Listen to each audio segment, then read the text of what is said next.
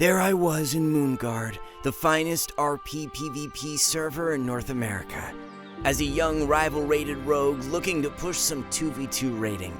After doing some research, the experts on the WoW forums made one thing clear. As long as you play with a Ret Paladin, you will climb, guaranteed. I took their advice and found the mightiest Paladin Elwyn Forest had to offer. And then immediately lost to every Preservation Evoker and BM Hunter on the ladder. Turns out you really need a healer these days. Not to worry, because after kicking the Ret Paladin from my group, I found exactly what I needed. A Void Weaver Disc Priest. Together, we stomped every noob in sight, sending every scrub straight into the dirt where they belong. And suddenly our sights were set on what we truly wanted, elite. Together, my Disc Priest and I not only gained rating, but also fell in love. And we were ready to start our real journey together. No! It was just a dream this whole time? She wasn't even real? But do you know what is?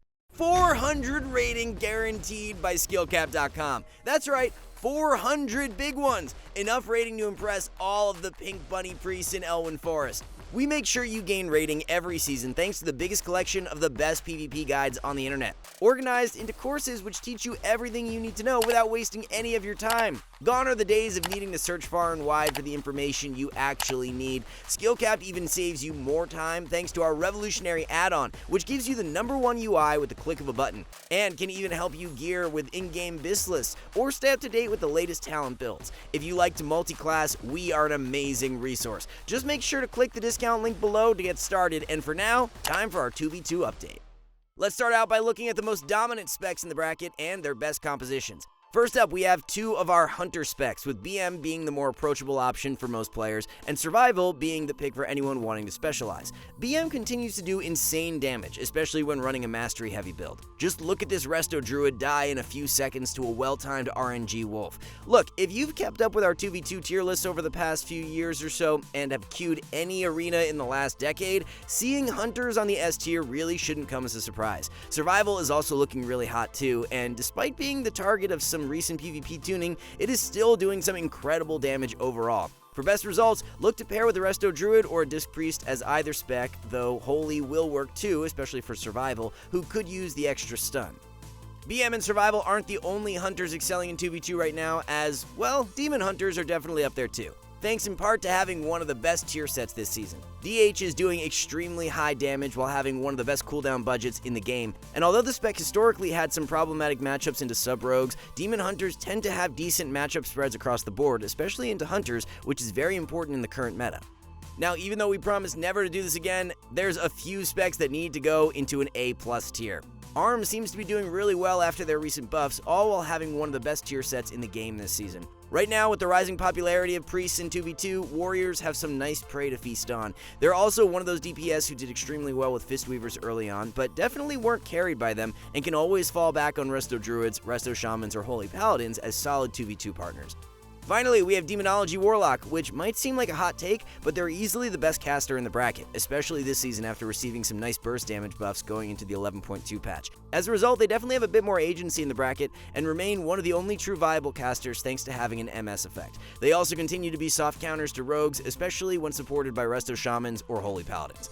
Now, we need to go down in our rankings to look at the remaining high-tier DPS. First up is Windwalker Monk, which is a spec that has been relatively quiet so far this season. As a reminder, Monk's got 0 major changes going into the 11.2 patch and haven't been touched at all by weekly tuning. It's still a high-tier threat, however, especially when enabled by the freedom of a Holy Paladin or supported with the utility of a Resto Druid or Preservation Evoker.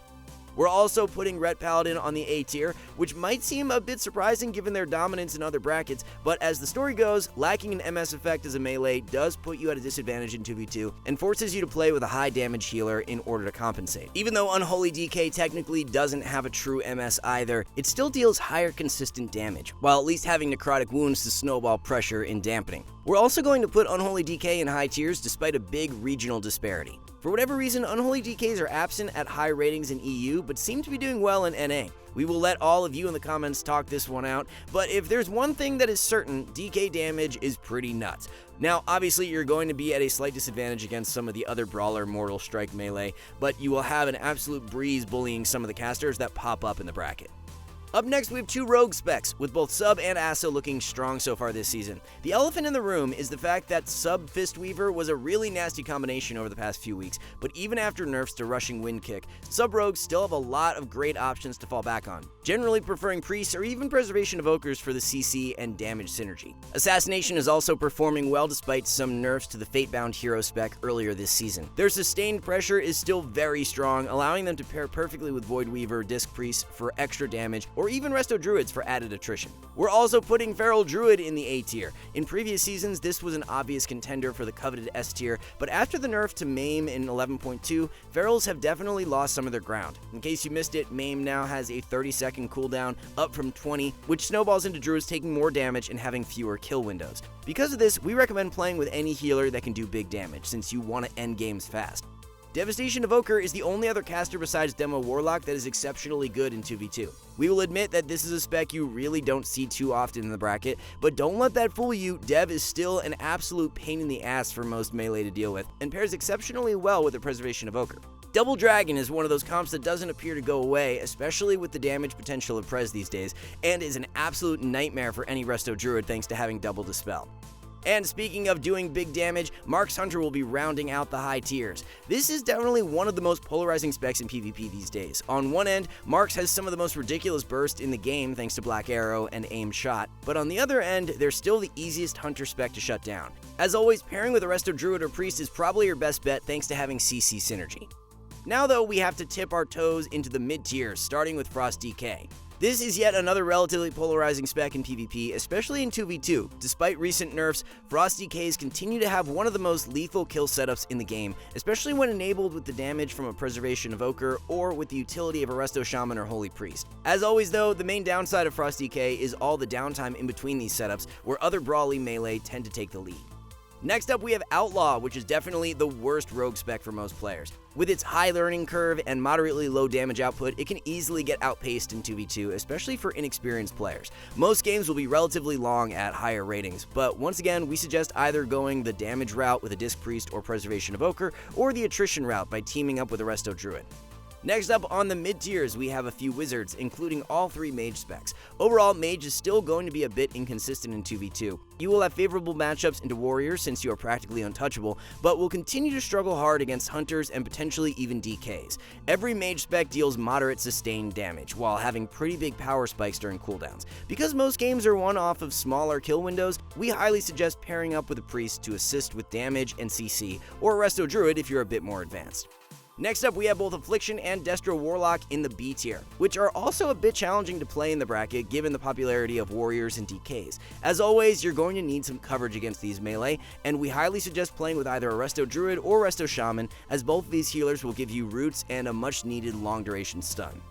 The same is true for Shadow Priest, which is definitely one of the most challenging DPS to play in the bracket. This spec definitely needs to play with CC setups in mind, doing massive micro bursts during stun silence combos. Just like Warlock, it helps to play with a Resto Druid or Resto Shaman since they're going to help alleviate a ton of pressure while you're delaying until the next setup. Finally, rounding out the mid-tier is Balanced Druid. Even though this spec is an absolute menace in solo shuffle and 3v3, it lacks the lockdown needed to effectively solo players in 2v2. A single defensive trade is enough to survive Incarnation, and for best results, look to pair with any offensive healer, but especially a Resto Shaman or Preservation Evoker, with the goal to end games by the third Incarn.